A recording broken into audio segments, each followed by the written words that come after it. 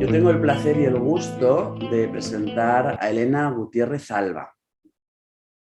Ella es psicóloga y durante este año ha estado terminando el máster de Psicología General Sanitaria, al mismo tiempo que se especializa en terapia sexual y de pareja con perspectiva de género con nosotras. Es voluntaria de la ONG Apoyo Positivo. Ha recibido formación previa en sexología como en los cursos Agente de Salud Sexual. Además, es activista trans y realiza acompañamiento a personas que comienzan su transición. Bueno, voy a intentar ser rápida, que tengo muchas cosas que contar, y amena, que es muy pronto. Vale, en primer lugar, como bien me han presentado, me llamo Elena Gutiérrez, soy psicóloga general sanitaria, ahora espero sexóloga, y además como mujer trans, pues soy activista trans y hago acompañamiento a personas y a familias transgénero, ¿vale? Entonces, bueno, antes que nada quería hacer un poco una explicación de por qué este TFM, ¿no? Habilidades terapéuticas para pacientes transgénero binarios desde la sexología. Toda esta idea de comenzar mi presentación surge a raíz de una conversación con mi amiga Pili. Mi amiga Pili estudió psicología conmigo, ella se dedicó a otra rama, la psicología deportiva, y empezó a trabajar en un equipo de fútbol femenino. Entonces, un día trabajando se le acerca una persona, paciente, y le dice que es un chico trans. Entonces, bueno, esa tarde ella me llama súper asustada, que no sabía qué hacer, que le daba mucho miedo meter la pata, ofender o no poder ayudar. Y bueno, me hizo pensar un poco que más allá que tengamos estudios en psicología y en sexología, muchas veces pasa lo mismo que en la calle con las personas trans, que muchas veces tienen miedo de hablarnos, de ofender, incluso con la mejor de las intenciones, a poder meter la pata, ¿no? Entonces, bueno, de ahí surge un poco el estudio. No me voy a extender mucho, voy a explicar un poco el índice. El índice es un poco de una presentación normal, por así decirlo. Introducción, objetivos, metodología, luego conclusiones, limitaciones y una pequeña reflexión personal que tengo pensado hacer. Y bueno, y luego mis aportaciones se han basado un poco en esos puntos que un poco mi amiga Pili hubiera necesitado, ¿no? Como son cuestiones probables que nos acontecen a las personas trans y por las que estar pendiente en terapia. Actitudes en consulta calificadas por parte de nosotros los terapeutas, calificadas por los pacientes transgénero como positivas o negativas, y cómo proceder y posibles vías de intervención con los pacientes transgénero, ¿no? En la introducción tampoco me quiero extender porque ha sido bastante extensa, he tocado bastantes puntos y no tenemos mucho tiempo, pero bueno, sí decir que he hablado del concepto y terminologías relacionadas con el género, qué es una persona transgénero, y luego varios conceptos o terminología al respecto, como es disforia, transición, cispassing, dead name y todo este tipo de nombres que supongo que más o menos estaremos entendidos, ¿no? Luego ha hablado de la discriminación que sufrimos las personas transgénero como un colectivo minoritario discriminado y los efectos que tiene esta discriminación, ¿no? En nuestra educación, con nuestro entorno familiar, a la hora de poder generar vínculos, espacios seguros, nuestra falta de estudios académicos, a la hora de nuestros recursos económicos y acceso a puestos de trabajo, ¿no? Además he hablado un poco de sexualidad y sus variables, las fases de la respuesta sexual, qué es el sexo, diferenciando del género, y todas estas cosas que hemos ido viendo a lo largo de este año en Sexpol, ¿no? Además, por último, he hablado sobre las relaciones entre distintas variables de la calidad de vida de una persona y la calidad de vida sexual de esta misma persona, ¿no?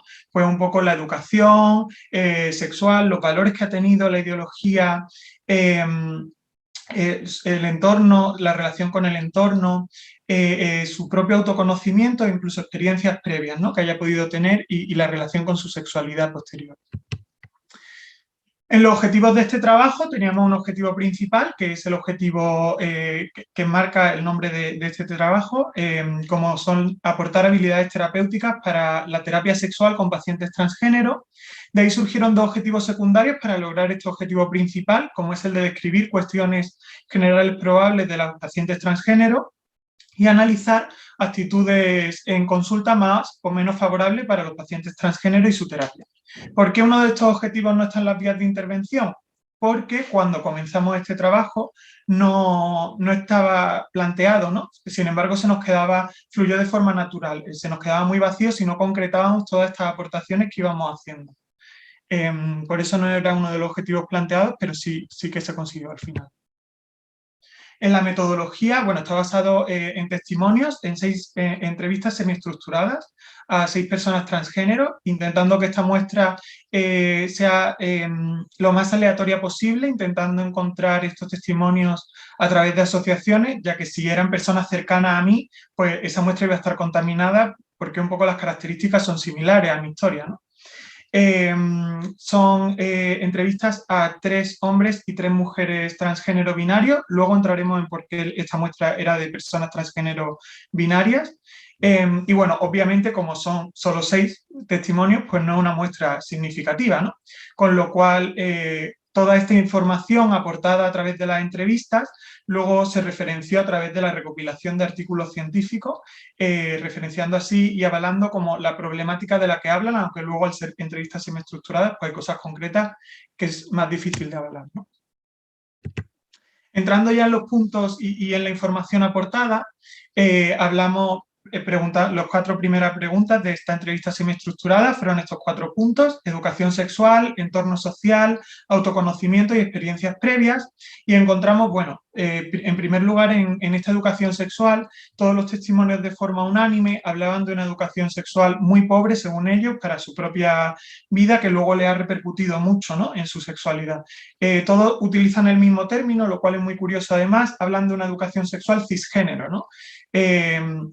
Todos estos patrones ya lo hemos visto a lo largo de este año, nos llegan a consultas de sexología, los perjuicios que vienen de guiones rígidos en una educación sexual, en tenerla en la cabeza, como es el coitocentrismo y demás, pero esto a las personas trans nos afecta mucho más, ¿no? Y es muy frustrante, ya que nunca vamos a poder alcanzar esta educación, o sea, esta sexualidad cisgénero con la que nos educan. Ni nuestros cuerpos son los mismos, ni nuestros roles, ni nuestra erótica está situada en el mismo lugar, ni nuestras prácticas sexuales van a ser iguales, ¿no? Con lo cual es muy frustrante. En segundo lugar, con el entorno social, aquí vemos de todo, pero siempre vemos que el entorno social es una variable que impacta de forma muy potente con el resto de variables que he puesto de esta cuestión, ¿no? Vemos testimonios que viven en el centro de Madrid, con un grupo de entorno social y de amigos de personas LGTB muy abiertas, en la cual rompen un poco con esa educación sexual cisgénero, encuentran referentes en los que sentirse identificados. A la hora del autoconocimiento, pues están mucho más predispuestos a vivir este autoconocimiento y autoexplorarse, y estas experiencias previas suelen ser mejores, ¿no? Luego tenemos otros testimonios, pues, que pueden vivir en entornos rurales, con familias muy religiosas o con un vínculo de amigos, todos cisgéneros y heterosexuales, en la cual pues esta educación sexual pues va a ser pues con estos guiones cisgénero y estos roles tan rígidos de género. La predisposición a ese autoconocimiento suele ser mucho más difícil y las experiencias previas van a ser mucho más negativas, ¿no? Incluso en algunos casos traumáticas. Entrando en las actitudes en consulta por parte de nosotros los terapeutas calificadas por estos testimonios, preguntamos ya que no podíamos asegurar que toda la muestra hubiera ido a una consulta de sexología, preguntamos por personal sanitario y un poco cogimos la información que nos venía a nosotros, los sexólogos, nos venía bien, ¿no? Dentro de las experiencias negativas, pues encontramos de forma unánime también desconocimiento por parte de los terapeutas que se sientan delante de una persona trans, dificultad a la hora de entender terminología y entender conceptos, y eso se lee mucho y se notifica mucho por parte del paciente, como es no entender esta diferencia entre el sexo y el género, no saben hacia qué está transicionando. No entender lo que es un hombre transgénero y una mujer transgénero. Muchas veces a chicos trans les decían chicas trans porque para ellos eran chicas que querían ser chicos, ¿no? Como incluso se lo hacían ver así. Luego, por supuesto, es de público conocimiento muchas veces que te llamen por el nombre asignado al género no sentido, ¿no? Lo cual genera mucha incomodidad. Y en el peor de los casos, pues vemos como muchos terapeutas han dejado ver juicios discriminatorios hacia las personas trans, generando mucha incomodidad, ¿no?, en los pacientes. En contraprestación, la experiencia es positiva, y digo en contraprestación porque en contraprestación a este desconocimiento por parte de los terapeutas, también de forma unánime los pacientes transgénero recibían una actitud en general, en la mayor parte de los casos, muy humilde y empática con respecto a los propios errores, no achacándolo a la condición de ser una persona transgénero del paciente, sino a la falta de formación por parte del terapeuta.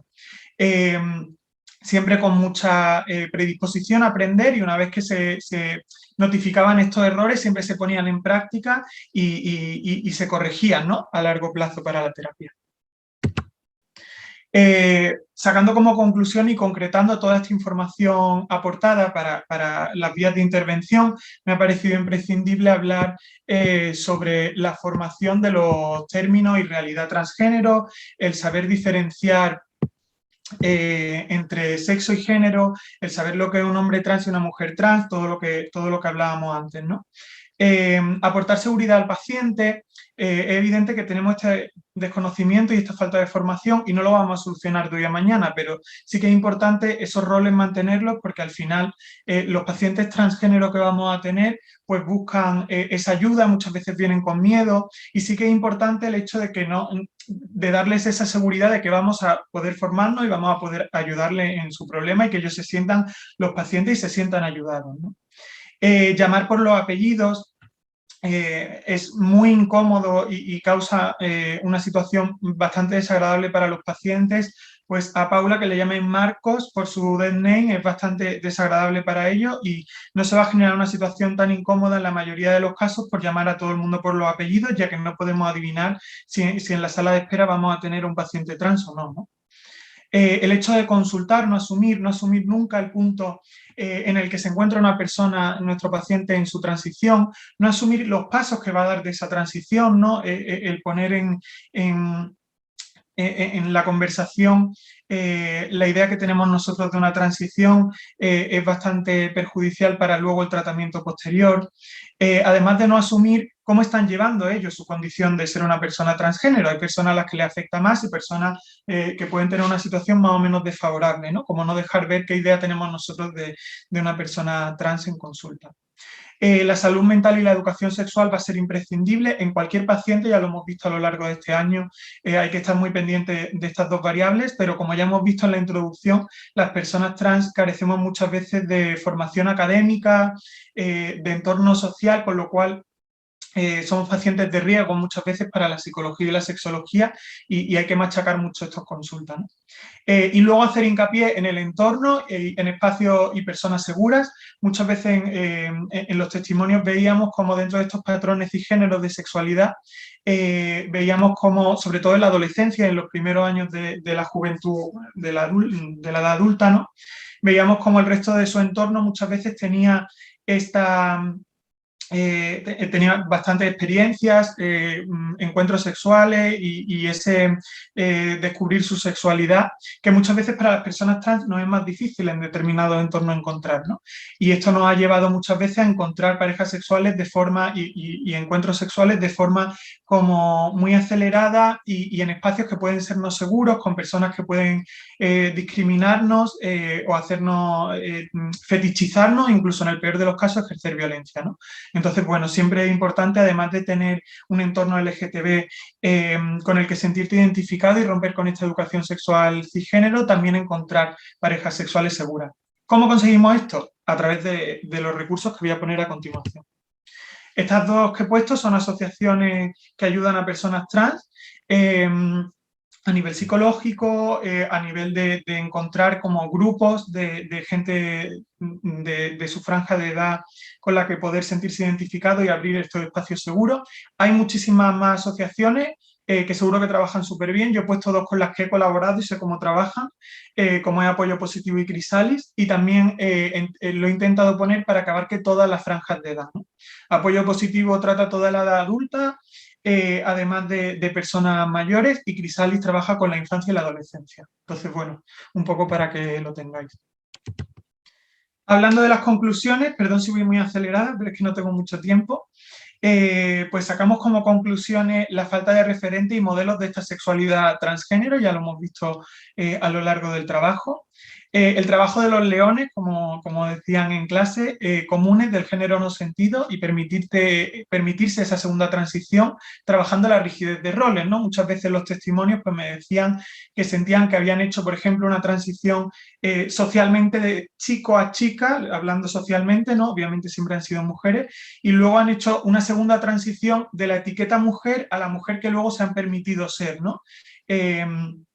Permitiéndose esos roles o esas actitudes que están relacionadas con el género no sentido, ya que siempre le ha costado bastante, o decían que le había costado bastante el hecho de permitirse pues, prácticas sexuales, parejas sexuales o incluso aficiones. No solo preguntamos por lo relacionado con la sexualidad. Veíamos esto a lo mejor en testimonios en los que una mujer trans no se permitía que le gustaran las chicas, en los que un hombre trans no le costaba permitirse el hecho de disfrutar el ser penetrado durante una relación sexual. Todo este tipo de segunda transición de la que hablábamos y permitirse pues, actitudes relacionadas con el género no sentido, pues siempre va a haber que trabajarla, ¿no? Luego, por supuesto, hay que tener en cuenta la disforia de género, empatizar con ella y trabajarla, pero también opino que con las personas trans hay que hacer también un trabajo de reconciliación con el propio cuerpo y romper ese estigma del cuerpo equivocado que un poco se nos educaba también. Además de encontrar su propia erótica, su propio goce, su disfrute y las prácticas sexuales que puedan encontrar, ¿no? Dentro de esta erótica sentida y el deseo. Y para ello me parece imprescindible trabajar con el placereado. He aprendido este año esta técnica y me la apunto y me la llevo totalmente, ¿no? Y además tener en cuenta el factor biopsicosocial. En las personas trans, en algunos casos, en otros no, por supuesto, pasamos por una terapia hormonal, los hombres trans de testosterona y las mujeres trans de estrógeno. Y bueno, analizando un poco con algunas clases que hemos tenido este año, veíamos cómo la testosterona en las fases de la excitación la potenciaba, ¿no? Muchas veces, y en el caso de las mujeres trans con el tratamiento de estrógenos, los estrógenos veíamos en clase también cómo generaban prolactina y la prolactina es depresora de la libido. Además, vemos cómo los hombres trans entran en una etiqueta de hombre en esta sociedad heteropatriarcal, en la que a los hombres se les va a premiar mucho el hecho de tener muchos encuentros sexuales y muchas parejas sexuales, y a la mujer todo lo contrario, ¿no? Se le va a castigar el hecho de tener mucha experiencia sexual o muchos encuentros sexuales. Además, hay que tener en cuenta y no podemos olvidar que la etiqueta de mujeres trans está muy unida al estereotipo de la prostitución y ese estigma, ¿no? Con lo cual siempre nos va a jugar en contra y hay que tener en cuenta estas conductas en el primer tiempo de transición, ciertas tendencias probables, ¿no? Luego ya lo hemos visto, no me quiero repetir mucho, la importancia de los entornos de otras personas diversas, transgénero o LGTB. No quiere decir que corten con el resto de su entorno por ser cisgénero o heterosexuales, pero sí que es importante romper con esta educación sexual cisgénero y aportar referente y un espacio seguro donde poder hablar. La importancia de buscar parejas sexoafectivas no dañinas en espacios seguros y huir de estas parejas sexuales dañinas que te fetichizan, perdón. Huir de la solo fetichización, ¿no? Es súper guay, ya hemos visto en clase el hecho de ponerse esas gafas eróticas que nombraba Ana Márquez, y que eroticen tu cuerpo, pero el problema viene de esa deshumanización, perdón, y de ese tratarte solo como un morbo o como nombraban testimonios, el hecho de incluso avergonzarse o ejercer violencia hacia las parejas sexuales transgénero que tienen muchas veces y llegando a quedar a escondidas y demás, ¿no? Cuestionarse, por supuesto, como terapeutas, la propia ideología y conocimientos, nunca darlos por hecho y preguntarnos de forma intrínseca si tenemos todos estos conocimientos y si nos hace falta más, informarnos, ¿no? Y luego la importancia de una actitud abierta como terapeuta, empática y humilde con los errores. Ya hemos visto en los testimonios que las personas transgénero que participan en este estudio ya lo notifican en nosotros los terapeutas. Entonces, bueno, vamos a potenciar lo bueno y estas cuestiones negativas vamos a irlas trabajando poco a poco. Entrando ya en los últimos puntos, hablando de limitaciones de este estudio, bueno, pues me he encontrado con una falta de medios muchas veces y de formación. Yo no soy investigadora y he sido yo sola, con lo cual ha sido bastante difícil con los plazos de que al final estoy en un máster y tengo que hacer un TFM en una cuestión de unos meses, ¿no? Además de las restricciones del formato APA, que el formato APA es súper necesario porque al final es la forma de objetivizar y de avalar todo lo que estoy diciendo. Sin embargo, estamos hablando de entrevistas semiestructuradas en las cuales muchas veces sí que podemos avalar las problemáticas generales, pero cosas concretas que van saliendo, que te van contando en una conversación, pues es muy difícil, ¿no? Además me veo, como repito, yo sola como investigadora con un determinado tiempo y unos medios, y esto ha tenido efectos en el estudio, ¿no? Este estudio creo que ha tenido muchas variables, no solo he tratado una variable, he tratado bastantes, sin embargo no he entrado en profundidad todo lo que me hubiera gustado. Y además me he dejado otras cuestiones muy importantes, que para mí son muy importantes con respecto a tener un paciente trans, pero que considero que eran para hacer otro TFM y sinceramente no considero que fuera a hacer un buen trabajo si entraba en estas cuestiones, como son la cuestión de las personas transgénero no binarias o de las personas transgénero migrantes y racializadas. Me parece que es una cuestión muy importante, pero que es para hacer otros 2 TFM, ¿no? Sin embargo, bueno, es un poco a lo que me quiero dedicar. Me encanta trabajar para mi propio colectivo, como diré a continuación, entonces estoy segura que voy a continuar con esta investigación y este trabajo y indagaré ahí, ¿no? Por último, hablar de una reflexión personal. En primer lugar, tengo que nombrar la emoción que he sentido estos meses de trabajar sobre mi propio colectivo y de trabajar y dar voz sobre todo. Creo que, como hemos visto también en este estudio, las personas transgénero muchas veces carecemos de formación académica y nos es muy difícil acceder a ciertos puestos de trabajo y a ciertas plataformas. Entonces, bueno, me gusta mucho ser una mujer trans que lo dice y habla de mi colectivo y un poco mi colectivo accede cada vez más a ciertas plataformas con una visión nueva, a lo mejor más científica, y con un altavoz nuevo. Entonces me ha encantado como trabajar para mi propio colectivo y me da mucha emoción. Además, hablar de estos testimonios siempre que han sido muy difíciles porque tengo que agradecer mucho a los testimonios que han aparecido en este estudio porque se han abierto en canal, han hablado sobre temas que son muy íntimos, ya lo veíamos durante el año, cuesta hablar de estas cosas siempre, testimonios que además hablan sobre cuestiones muy dolorosas y recuerdos muy dolorosos de su vida, ¿no? Sin embargo, han sido imprescindibles a la hora de poder dar estas aportaciones y que yo hable con una clase de personas detrás que cuentan sus propias historias, ¿no?